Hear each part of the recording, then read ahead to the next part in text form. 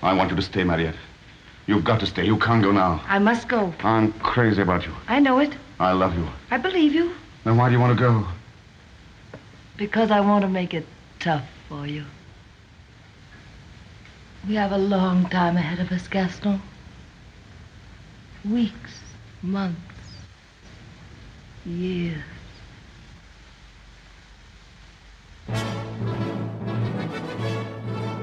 Welcome to Season 3 of How Would Lubitsch Do It? A podcast in which we discuss the works of director Ernst Lubitsch, one film at a time. It's 1929, and Season 3 draws to a close as Bram Ruiter joins us to discuss Eternal Love. If you've enjoyed the show, I invite you to rate and review us on whatever podcast platform you use. Come visit ernstcast.com if you'd like show notes, resources as to where you might find the films we'll be discussing, a link to our Discord, or just to say hi.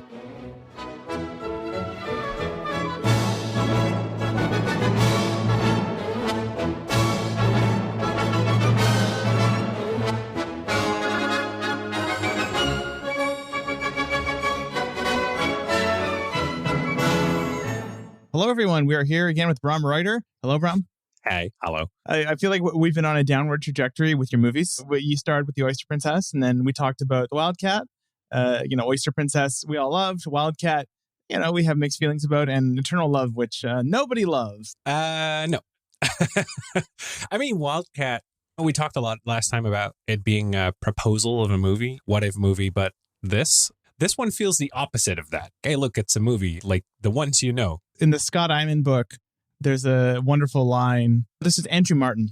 The movie didn't gel, and Lubitsch knew it. We all knew it, but we just had to get through it. And you can feel it when you watch the film. It was that they say in Germany, ohne Liebe gemacht. Ohne Liebe gemacht. Yeah. Made without love. It was a child not conceived in love. That is apparent in this movie, probably. It's a very short movie. It's like 71 minutes. Short for this period. I mean, the previous one we covered was The Student Prince, which is almost 2 hours. Like I said, it's what you would expect from a movie like this. Still, it is Lubitsch. So still, there are some flavors that you wouldn't get anywhere else. Some small expressions that suddenly pop up and you get excited. But this time around, I got more excited about them because there was much less around it to be excited about. And I didn't really know why that was until you sent me the pages from the book that you were just reading a part of. And I realized, oh, there's a lethargy, I guess, about everything in this movie. Everyone's just a little bit lethargic, missing that pizzazz. Because I watched a little bit of So This Is Paris from the beginning, and immediately I'm laughing and I'm having fun. Like I watched like the first 2-3 minutes, and there's so much more joy to be had already there. Because in the process of watching this one, I was thinking, was this always Lubitsch? Because I haven't seen Lubitsch in a while, except for the last episode. I watched a couple around them. Is this Lubitsch? And then I checked on a previous one. I was like, oh, no. This is not Lubitsch. This is him being an autopilot. To contextualize why Eternal Love is the way it is. What is not interesting about Eternal Love is the film. What is interesting is the position it occupies in Ernst Lubitsch's career. This is the season finale. And the reason it's the season finale is that this is his last film without synchronized direct sound. It is not a silent movie.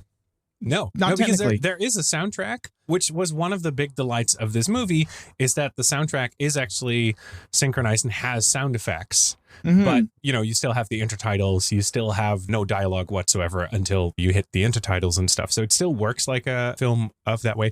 And why was that again? Like, it took them 3 years to release it? Certain movie studios had moved over to direct recording sound at this point. You had, of course, the jazz singer over at Warner Brothers, and talkies were being made with some regularity in 1928 and 1929. I mean, this is months before The Love Parade, which is Ernst Lubitsch's first talkie. There's almost no gap between these seasons in terms of the gap between this episode and The Love Parade coming out is probably about the same as the gap between both of those productions. But United Artists had not yet switched over to recording synchronized sound.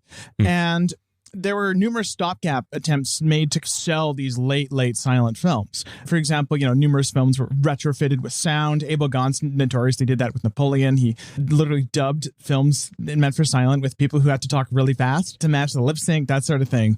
And in this case, this is just one of numerous ways of doing it, which is that you have a film that was shot silently and then a score that has been recorded and synchronized with the film to playback. And while they're recording the score, they essentially Mickey Mouse in sound effects, a table being thrown over, a glass being smashed, a gun being shot. And those would have been recorded live with the orchestra. So it's almost like, the 1812 overture or something where you have like a live canon. Now you watch it and the result feels almost like an avant-garde score because it has these almost like sampling elements, what sounds like sampling now. Mm-hmm. But really, it's just an orchestral score with certain things that are designed to sound like things in the film. Lubitsch had already done this with The Patriot, did it again here. Although, as Dave Cairns mentioned in the Patriot episode, the reviews for the soundtrack of The Patriot were not great, at least for the sound effects. And here, this being our only surviving bit of that from Lubitsch, I think it's fun. No, it is. The gunshots sound nothing like a gunshot. They sound kind of weak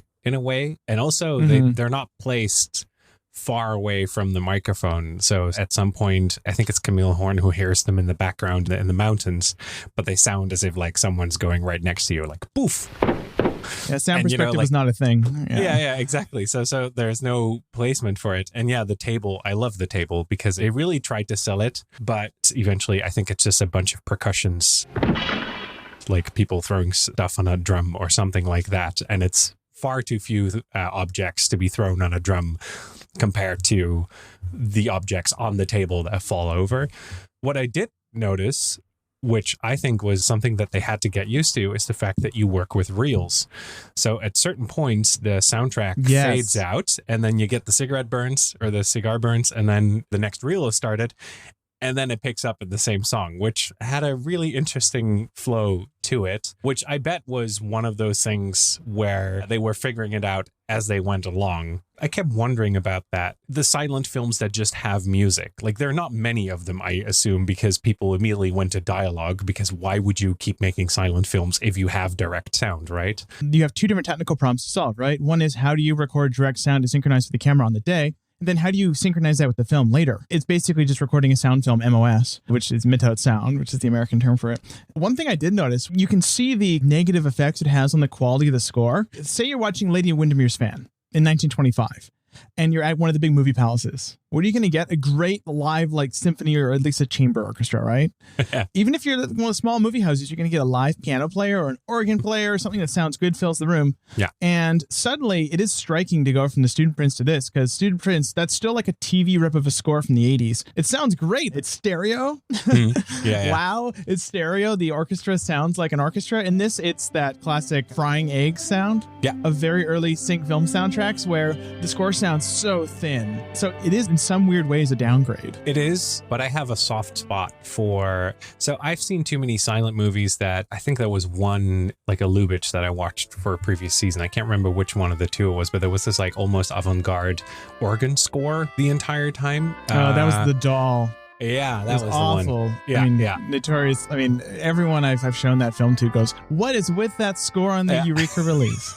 They're too clean. The sound is too clean for, I've watched too many Chaplin shorts with a piano soundtrack and they're always too clean. There's something about the graininess that fits the image that I'm seeing. The image is flickering. It's kind of like out of focus. It's an old transfer. It's one of the few restorations I've seen where it has a disclaimer at the front. This is a Mary Pickford Foundation funded restoration, it seems. UCLA. Quick side note that I love the fact that they lost this film and then someone was going through Mary Pickford's archive who's not in this movie whatsoever. And then they just found it there. I was like, oh, she was just holding on to it because she liked the movie, or... The beginning of the only digital version of this film states, note, no original 35mm nitrate materials for Eternal Love are known to survive.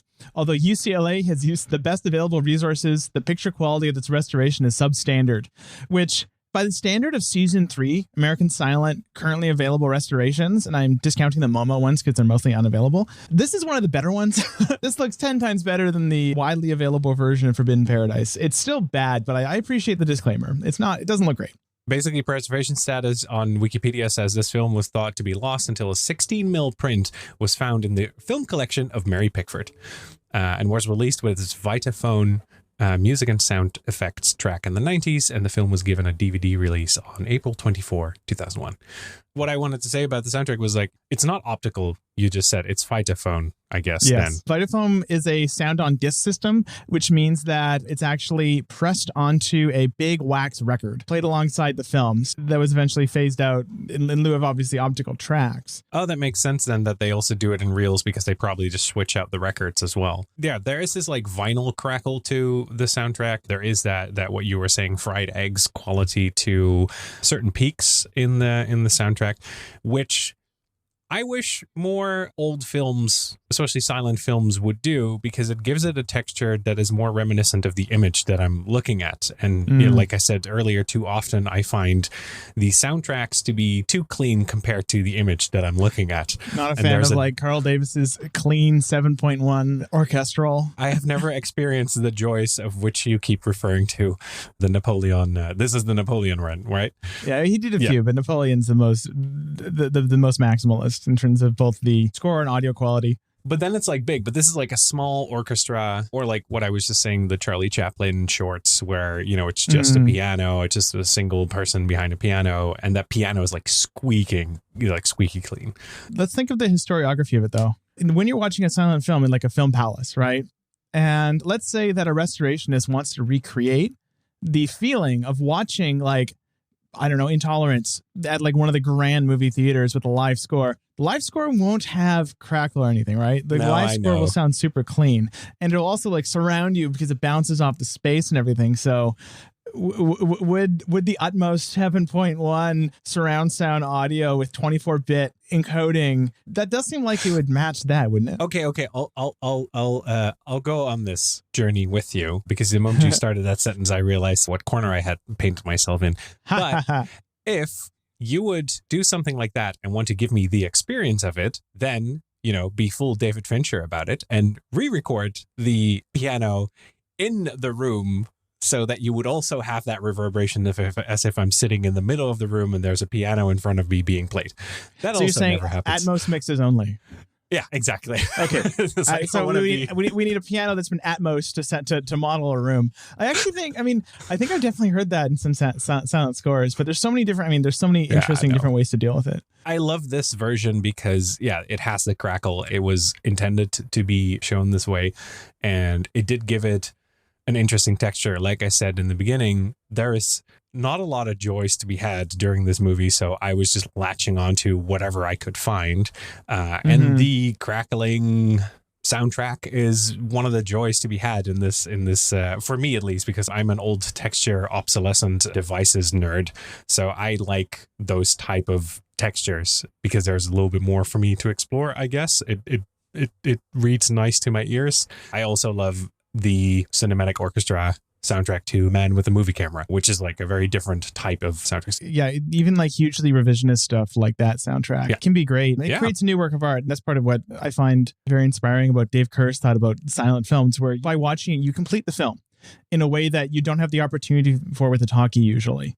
At least with narrative talkies, where you watch the silent film, you have to infer, and the fact that the soundtrack is not a fixed thing necessarily helps with that too. Yeah, exactly. Yeah, and it can move with whichever way you want. You can go back to those films and you can do it over, make a new soundtrack, change the whole mood of the film. I've seen terrible versions of Nosferatu with like black metal soundtracks and stuff, which which you think will be very cool, but ultimately doesn't work as well as everyone hoped it would. There are two other elements to the history of this film that I think are interesting. You, viewer, might be asking, why is the film such a unloved child? There are a couple good reasons for that. First is that the film it's a contractual obligation. Ernst Lubitsch owed Joe Schenck at United Artists of Film and was developing a film with Hans Crowley. Schenck then sold that script he was writing, which was called The Last of Mrs. Chenet, to MGM as a Norma Shearer vehicle. And Lubitsch, kind of the Scott Iman book makes it sound like Lubitsch thrust his hand into a box of scripts and pulled out the first one. Yeah. And so that film was called Avalanche, later retitled Eternal Love. And it is this John Barrymore vehicle we see before us. John Barrymore was star of this, and he was going through a tough time. He apparently suspected his fiancée, Dolores Costello, of infidelity. And during the later studio part of the film's production, he was very drunk. This passage of the book has a lot of like odd stories about the making of this film, and it seemed like no one had a good time. A lot of it was filmed in the Canadian Rockies. People didn't like schlepping. Ernst Lubitsch, not a fan of location shooting. And again, locations look great. The most stunning shots in the film are like the wides of the village, which I guess might have been a studio, but the Canadian Rockies come across well, and the 16 mil grainy quality we can see them in. This is a film that was kind of rushed in production. John Barrymore could not wait to get it over with. It was kind of dumped out into the market. It didn't make its money back. Yeah. Then it was lost for 70 years. And yeah, no one was eager to find it. And you can notice this in everything, especially like narratively. As everything starts adding up, the more it stops making sense. I think you had a similar issue. There's a party at some point, a masked ball, and everyone has like masks on and everyone's dancing around. And then at a certain point during the night, it's like, oh, take your masks off. Look at who's around you. Oh my God, it's all your friends. Because we're a small village, everyone knows each other. And John Barrymore, he thinks he has Camilla, which is his love interest, the eternal love, the titular eternal love. And then there's this part where basically they need to have a fight. Like narratively, a fight needs to happen at a certain point, a fight between the two. Well, how about we backtrack a bit? Because I think this is one of the few films where we should like start at the beginning, because this film has a very disjointed plot, despite the fact that it's simple. It's a romantic melodrama about, two Swiss people in the Swiss mountains, doubled by the Canadian Rockies, fall in love. They can't be together due to reasons, and then they, spoiler alert, die. Simple enough, right? It's Romeo and Juliet in the snow. Although there are numerous scenes in this that actually recall Romeo and Juliet in the snow, the Lubitsch film from 1920. I was about to say that sounds familiar, but yes. The masked ball is actually weirdly visually similar to the masked ball in that film. Really? And, okay. Yeah. And so is the town, the exteriors. But point being, the film starts bizarrely on a plot beat of Marcus, played by John Barrymore, is in the Swiss Alps, and he has a gun. The town is banning guns because the French are occupying, which is not very well established. It took me a while to figure out exactly who was occupying the town. I didn't figure out the French were occupying it until they announced they weren't anymore. And you think, oh, wow, this is going to be an Unforgiven thing where the guns are banned. It feels like a very American conflict. But no, that's dropped after about 15 minutes. It's totally dropped. I guess it's used to establish John Barrymore's kind of devil-may-care individualism. But in a strange way, that doesn't really seem to be an important aspect of his character later on in the film. It more functions so like he won't give his gun up for anyone until Camilla comes up to him and is like, hey, listen, can you please do it? And then he's like, no, I'll never do it. And eventually he comes by and he gives her the gun because, that's where their eternal love starts playing. He gives up the gun for her and he would never give up the gun for anyone else. That's how I read it, at least. But yeah, all that is dropped. Yeah. It's all dropped. And meanwhile, Pia, played by Mona Rico, is in love with Marcus, played by John Barrymore. And Lorenz is in love with Celia, played by Camilla Horn. And so you have this, love square. There's a party scene early on where Marcus and Celia are drinking, having fun at this mass ball. And there's a point at which Celia just gets angry at Marcus. And I could not for the life of me figure out why. I was just going through that scene again because I felt as if I, God forbid, looked at my phone and I had just missed something. But I didn't. Because I don't think I looked at my phone. I had the exact same reaction when I'm watching movies at home. Sometimes I'm doing my work and I want like a nice silent film soundtrack in the background. So I'll have to double back sometimes if I'm just casually watching something. Yeah. I was closely watching this. Yeah. And I still had to double back. Yeah. I'm looking at the scene right now just to figure out what is happening. So he'd first find someone who looks very much like Celia. What a weird name. Is it Celia or Celia? Let's go with Celia. Silent films. I'm just assuming it's Celia. But I've only seen it written. There's this other person who looks like her. So he puts his crown on her and he's like, oh, and then all the masks come off and oh my God, it's not Celia. And then he spots her. But that's not the conflict. No. This is not the conflict. This is what you would think is the conflict. So he spots her across the room, runs over to her. They're like, oh, you look so beautiful, blah, blah. They start dancing. He starts drinking everyone's drink. And then he sits down and he's a little bit sloshed. And I think it's that he wants to publicly make out with her. Yeah, I thought it was either that or my reading was just that he's really drunk. Yeah. And that she doesn't like that. But it's such a fumbling of a dramatic beat where usually there'd be, Lubitsch, up to this point, I mean, Lady Windermere's Fan has so many little subtle beats where a character will turn in a scene, and it's so well handled. In this one, it's just suddenly she gets angry, and we have to kind of pick up the pieces to infer what's going on, even on a basic plot of character beats level. Yeah, there's literally nothing. Okay, so he leaves the crown with the other lady. He drinks everyone's drink. He's acting drunk, which is impossible for John Barrymore because I think he's continuously drunk throughout the production. So he just has to exaggerate himself, I guess, which he does. Well, there's a great line in the book where apparently he was drunk all the time. And if he was sober, he was the biggest bore in the universe. So they needed him kind of drunk. Just tipsy enough. Yeah. I mean, while we're analyzing the scene like it's the darn Zapruder film, we go from like making merry at 21:00 to her being uncomfortable at 22. And that 1 minute period, the character conflict completely changes. Yeah. And yet, here's the kicker.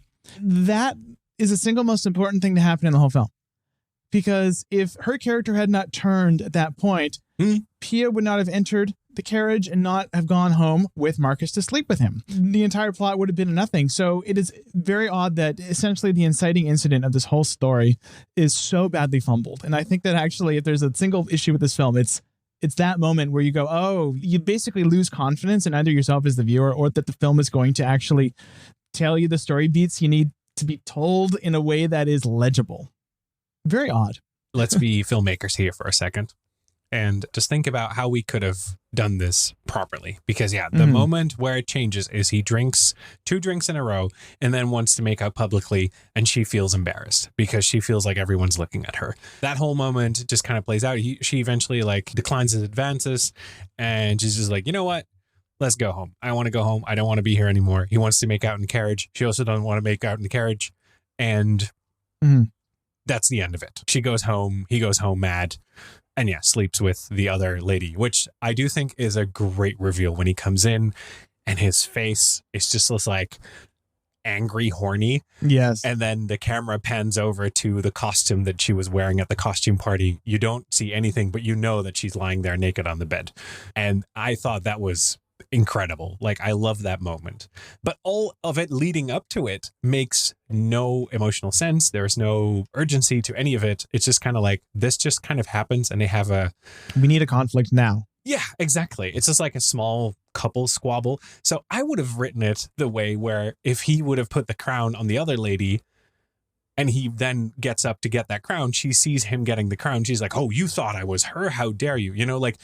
It's still a bad conflict, but at least it's a little bit more of a conflict. You could add some more tiny conflicts to quantify the amount of conflicts, I guess.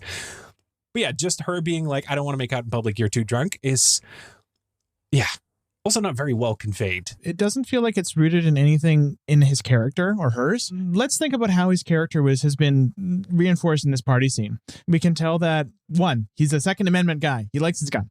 2, throughout the scene, he's stealing drinks from other patrons. There's that kind of wide shot where they're dancing and constantly brushing up against the people around them. So they kind of do not fit in this society, but we're not really sure how or what or the mechanics of that. So let's fix that, right? Okay, so why doesn't he fit in? Make it more about the fact that he's this like rugged individualist in a society that is hermetically sealed on a mountain, right? So what about that could cause him problems, right? So maybe he does something, makes a very specific social faux pas, right? Like what if he... what if we establish that there's a tradition in this town where he whips out his gun? Yeah. When they're dancing and he's moving, he's pushing people away, people get mad at him because that also doesn't happen. He just pushes people away and it's played for like, oh, look, a visual gag. Exactly. Like that's it. But that moment would have been like, hey, can you stop doing that? And he just pulls his gun, Yeah, a guy comes out and tries to punch him. He pulls out his gun and goes, hey, don't mess with me or something. And we can say that, oh, wow, he's a dashing rogue with a heart of violence and she's uncomfortable with this. She says, let's go home and doesn't want to sleep with him, and so he drunkenly sleeps with Pia. That's not much better, but I'm not a great writer, but it feels like it's a little better. And you could use that gun to keep it horny. You could use it as a phallic symbol. Pia could kind of caress it and then go into, like seduce him while he's drunk. You're while saying he's holding using his objects gun. to externalize character? Wow. If only Lubitsch had heard of that. But it's like, I know he can do it. I've seen him do it. Even there's none of that here. It's all just very lackluster. It was a contractual obligation. It shows. Well, in a scene like this, it shows in a scene like that. And I will say though that so the rest of the film, again, each of our romantic leads marries the secondary characters that they're not in love with. He, because he either knocks up Pia or thinks he does. She, goes with the backup option. They're still in love with each other, and this results in plot happens. John Barrymore has to shoot the other man who's married to his love in self-defense. Mm-hmm. And Celia, actually, I find it interesting that Celia is so credulous about that. She immediately believes him that it was self-defense. Well, this is where the gun returns, though, because isn't the gun it his does gun? Return. Yeah, because it is Chekhov. He had the gun.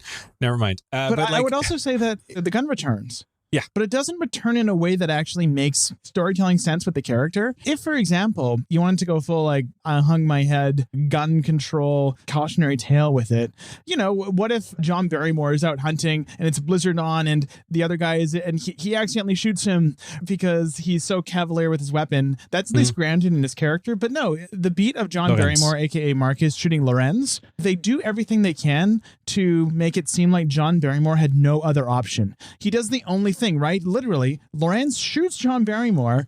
John Barrymore refuses to shoot back, says, I refuse to shoot back. Lorenz is about to shoot him again. And that's when John Barrymore shoots Lorenz. It's the most like black and white thing you ever saw. There's no moral gray area at all. It's self-defense through and through. And that doesn't feel like it actually speaks to anything we've been told about Marcus's flaws. No. Plot conveniences materialize as they are needed. We never are sure that he was shot because he fell down a well and he fell down a hole and he couldn't find him anymore afterwards. That's why he goes to Celia to say, like, hey, I couldn't find him. And then suddenly he shows up with the entire town. It's very convoluted. And then it becomes a zombie movie, which is the best part of the movie. Yes. Yes, 100%. That's the nice thing about old films is that, everything was so cheap and everyone wanted to work on them. Joking, of course. There are so many extras on the screen. You can really feel all the people running around. So it's actually scary when they all go into one room and then go out again. It's like, we couldn't find him. Let's, look further. Yeah. It's not like 3 people. No, these are like probably 50, 60 people that are just like more probably if you get the wides. What happens is Lorenz shows up back from the dead.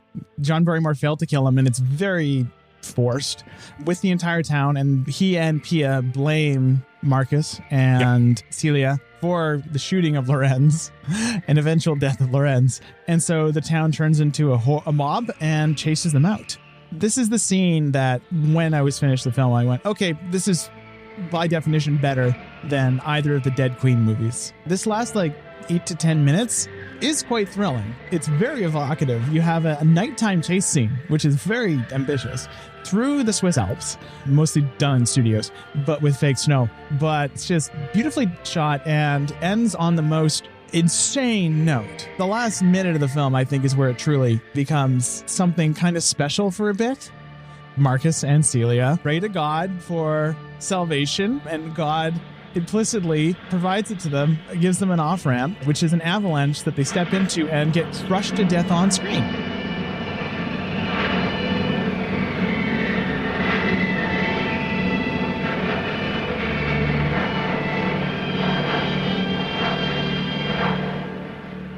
Yeah. Note about that, I do want to say, which I do love the determinism in that moment of like, oh, here, look, God created an avalanche for us. Let's walk into it. But wouldn't it have been stronger if both of them are in their embrace and they are then hit by the avalanche?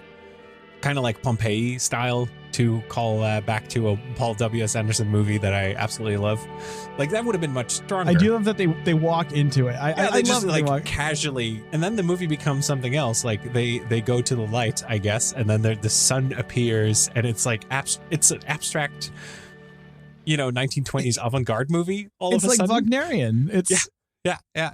I think Tim Brayton in his review of this on Letterboxd put it better than I could, which is the ending is so wildly far outside my expectations for what a Hollywood studio of this, or indeed any era, would ever think was in bounds.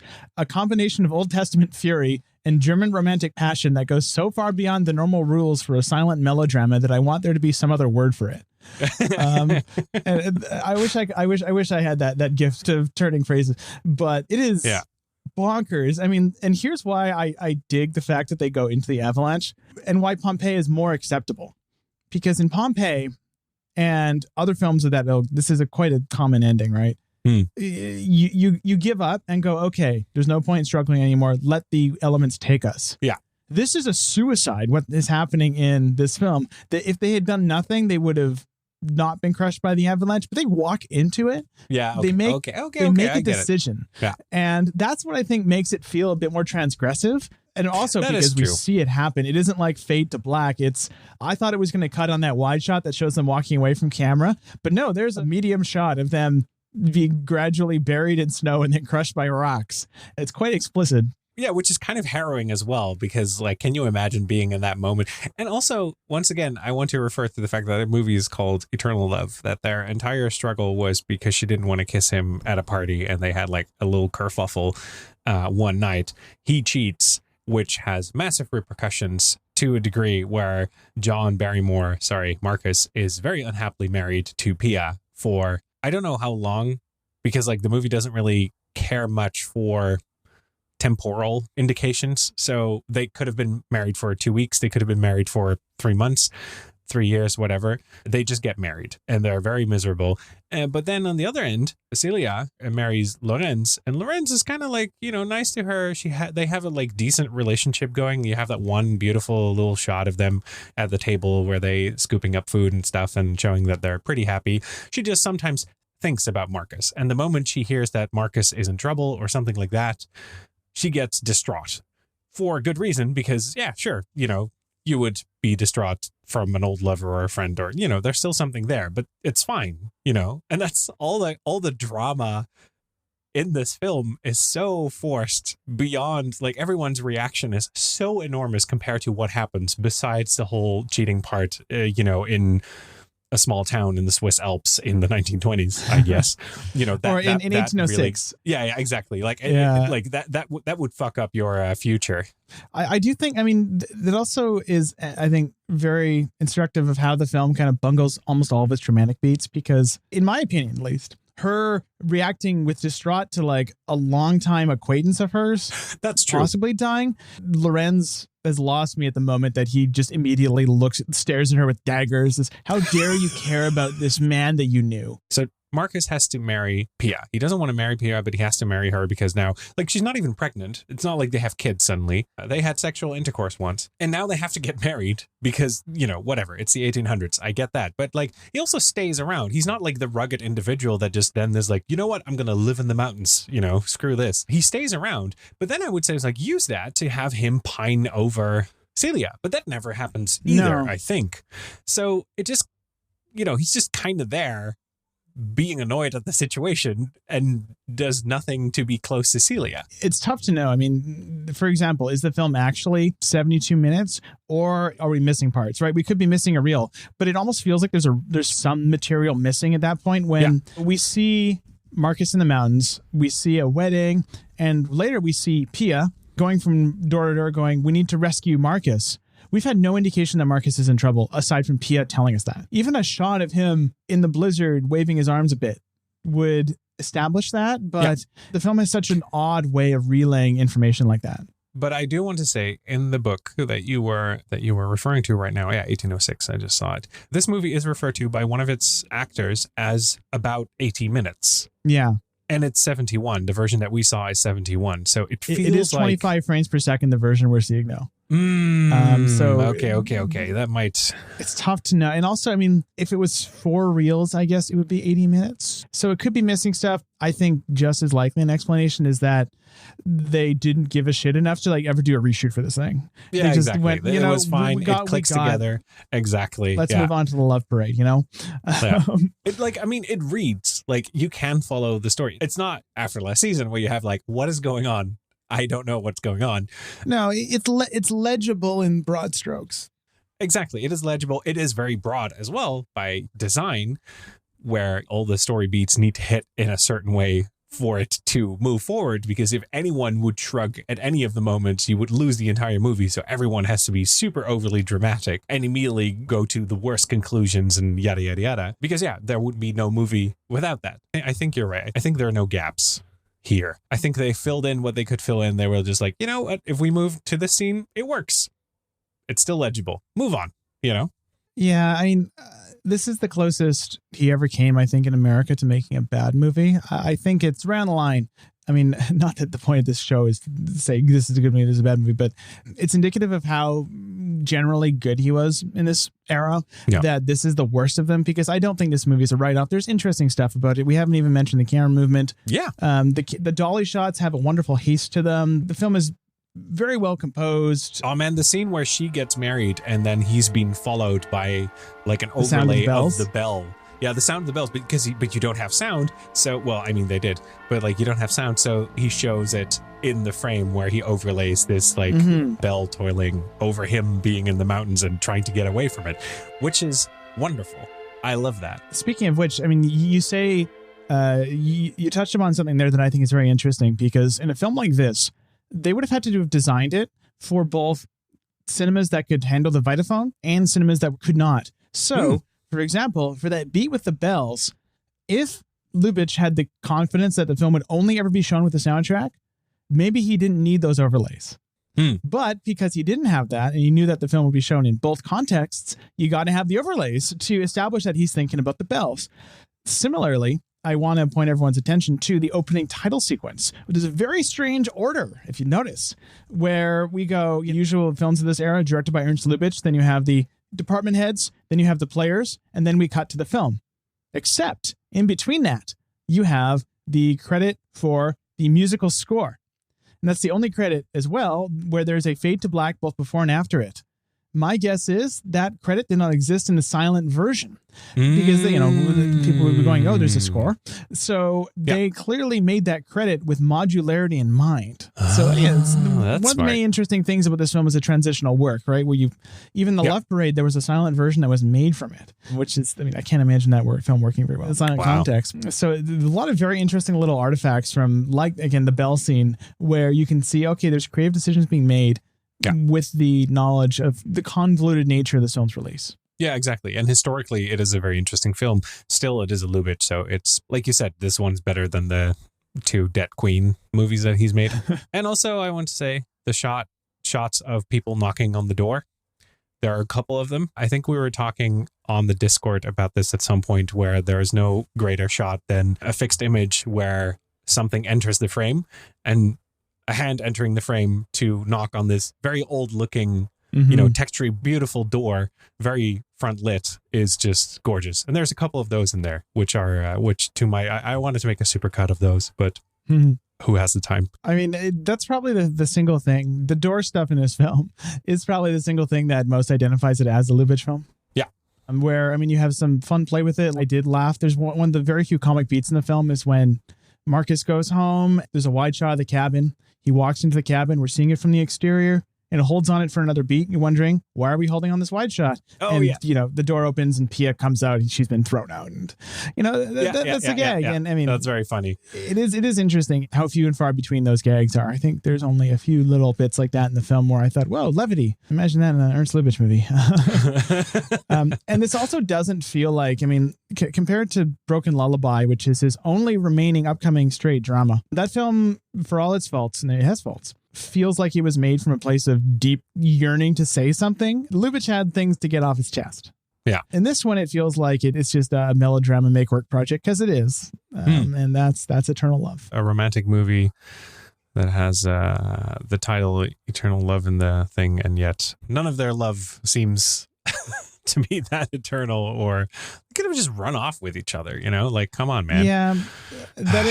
I always wonder that, of like, why don't you just move to Italy? It's right over there. Yeah, exactly. Just like go away, take a trek, builds the bond. I do think the very ending does kind of justify the title a little, where it's about them wanting their current moment of love to be in posterity for eternity until the glacier melts. In a weird way, I went, wow, they kind of stuck the landing on the title, and I don't think the themes of the ending interface with the themes of the rest of the film at all. It's a great ending in search of a movie. But I'll take what I can get. It's a better ending than Madame du Barry. So this is the last episode of the season, of this third season, right? We're in the third season right now. Third season, we're at the end of the silent era. Exactly. I asked this, I think, in the finale of the first season, so I'm just going to do it again. Are there any big takeaways? How have you experienced this last season? How has it changed in the past 3 seasons? Those are a couple of questions, so go. Well, this is actually a much easier question to ask this time because this actually is the last episode I'm recording of the season. Last season, I think yours was the third to last episode we recorded-ish. So I hadn't actually finished, but this time I actually have finished. And also, I've also, spoiler alert, recorded more than half of all the rest of the show. So the show is a little nonlinear. But I think what I've noticed is that every time I, get referred to some new academic, to some new work on Lubitsch, I have to grapple with the fact that I'm not a serious scholar, right? I do not have a PhD. I'm a filmmaker in my daily life. I'm not a film academic or a scholar. And every time I learn something new that completely just shifts my own perception of Lubitsch and films of this period, I go, wow, well, I guess I'll have to remake the rest of the show. So I'm finding myself more than ever, driven by these two emotions. One is this immense excitement, how much I'm learning making the show. And that was part of the impetus behind the show. I wanted to make the show at the point I made it, one, to capitalize on my own excitement, but two, to make it as much of a learning process for me, because there's a certain genre of podcast or anything writing that comes from a place of such kind of comfort with your knowledge that you kind of lose touch with the steps you take to get to that knowledge. I wanted this podcast to essentially be accessible for people who were not like completely literate in every aspect of Lubitsch and all that surrounding him. If I wanted to do that, I would have probably waited 3 or 4 years and just like devoured every possible book on Lubitsch and watched all the movies multiple times and just become a scholar, basically, right? I feel like I've learned more making this show than I have doing virtually any project I've done in my life. It's been incredible. I've met so many wonderful people, made some very great friends, and it's been amazing. But simultaneously, it feels like every day or two, I'm learning something where I go, oh, wow, if only I had known that a year ago. If only I had been able to bring this knowledge to this specific episode. I mean, but ironically, the only reason I'm learning these things is because I, for example, put out those episodes. People reached out to me saying, this might be of interest. This is really interesting. The relationship between the show as a learning process for me and as a learning process for the audience, and as a record of kind of a trip from relative ignorance to relative knowledge, not absolutes in either way, but relative. It's been a real harrowing journey in a good way, but I don't have any wider thesis here, but that's my current kind of state of mind, that I'm really excited about the show, but I'm still cringing at all the things. And I know I shouldn't, but I'm still cringing a little at all the little things where I went, oh, wow, I can look back already just 8 months into this and go, boy, was I a doofus. So it's very interesting. And yeah, no, I mean, recording this is the first season finale that I'm recording after my trips to New York and Los Angeles, where I've had the immense pleasure of recording with some guests in person and just delving into some archives. And so the show has become real in a way that it wasn't before, when it was just all virtual. So I'm excited to present all of the sound film episodes I've already recorded and to record all the ones I haven't. I think the next season is going to be more academic than ever. Fun times for all the listeners. We have, multiple experts on various aspects of sound technology and the way that, for example, film rhythm was impacted by sound. I hope people continue to listen. I'm very excited for my episode for next season, but we'll keep that a surprise. I mean, on a practical level, I'm looking forward to getting to the episodes where the films are accessible. Season 3 is a real low point where, if we're going to go by what's out there, what is like literally exists in the world, there are great versions of over half the films in this season. But in terms of what's actually attainable by you, the listener, there's a grand total of 1 officially released HD version of any of the films in this season, at least the Lubitsch films, and that is 3 women. So this is Paris and Rosita have been aired, but never released on home video in their nice restorations. The rest are either completely unavailable, even if they exist, like the MoMA restorations, or just non-existent, like The Student Prince in Old Heidelberg, which is still possibly my favorite film of this season by a hair. It hasn't been touched since its Laserdisc release. Yeah. with each iteration, with each conversation, everything has like this revisionist element to it where you immediately want to go back and see things in a different light. I've had this with Hong Sung-so plenty of times where I wanted to go back. I'm currently in a reading group, which is probably one of the most highbrow things I've ever done, with a friend of the Film Formally show, Josh Cabrita, and a couple of other people, and we're reading the Deleuze cinema books. Also, that is one of those things where, we meet up every 2 weeks, we watch a movie around it, and every conversation I just need to revisit all the previous chapters because something new has come to light. And, like that's kind of like the basis of philosophy as well. Like sometimes you read something about a philosopher or about an idea and you have to revisit all the other stuff. It's like, wait, does he mean this? And the same goes with filmmakers like this. So I think it will be a joy when all of this is out to listen to them in succession and slowly have the world of Lubitsch revealed to you much more than you would have anticipated because you were a fan beforehand. Once again, I would love to refer to the fact that you geeked out in front of the How Would Lubitsch Do It sign. Yeah, that one. Yeah. So you were already a fan, but that turned into you deepen that admiration and appreciation through the information that you're getting over the course of all this time. So I think that is a very fair assessment, and I think is the beauty of a project like this, where you open yourself up to receive all this new information. And then, maybe in 10 years, looking back on this podcast, maybe you will find yourself a doofus, but you've created an archive of information for a lot of people to access, not to stress you out for the eternity of time until you take it down. Until the Squarespace submission runs out. Yeah, exactly. Exactly. Podcasts are very easy to take down and have disappear, by the way. That's very nice about podcasts. This is why podcasters back up everything locally in 3 places, and that's what we did. Yeah, I'm glad to hear that that the project is paying off. It's been one of the most rewarding projects I've ever done in terms of just, not financially, it's money pit, but as far as financial boondoggles go, this has been incredibly enriching for me, and I am so glad I embarked on this thing.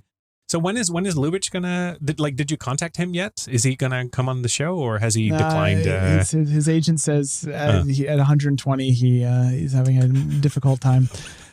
I got it. Yeah. I mean, I would too. I would just be like, who gives a shit? I'm not gonna come on the show. At the very least, I hope the show is a fun oral history of like what circa 2023 a bunch of academics thought of Lubitsch. It'd be fun. Yeah. It's a good time capsule. Maybe in the future, other lost films will be found in someone else's unrelated film archives, and then maybe we can, revisit these things.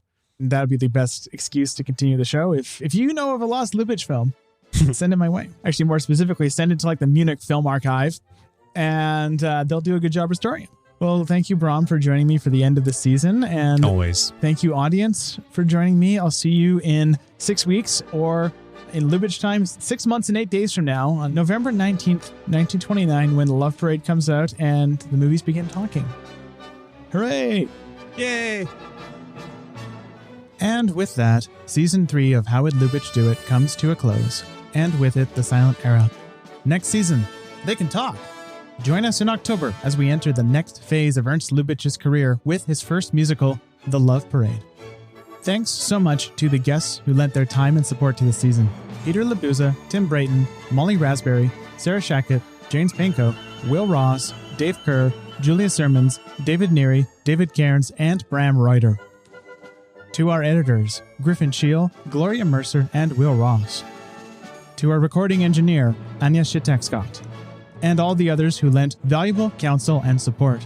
Jose Arroyo, Matt Severson and the Margaret Herrick Library, Museum of Modern Art in New York, Dara Jaffe and the Academy Museum of Motion Pictures, Patrick Keating, Scott Eyman, Paul Cuff, and many, many others.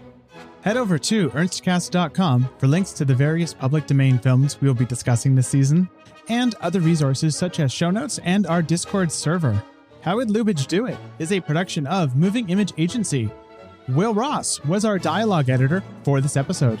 If you enjoyed this episode, please rate and review us on whatever podcast service you happen to use.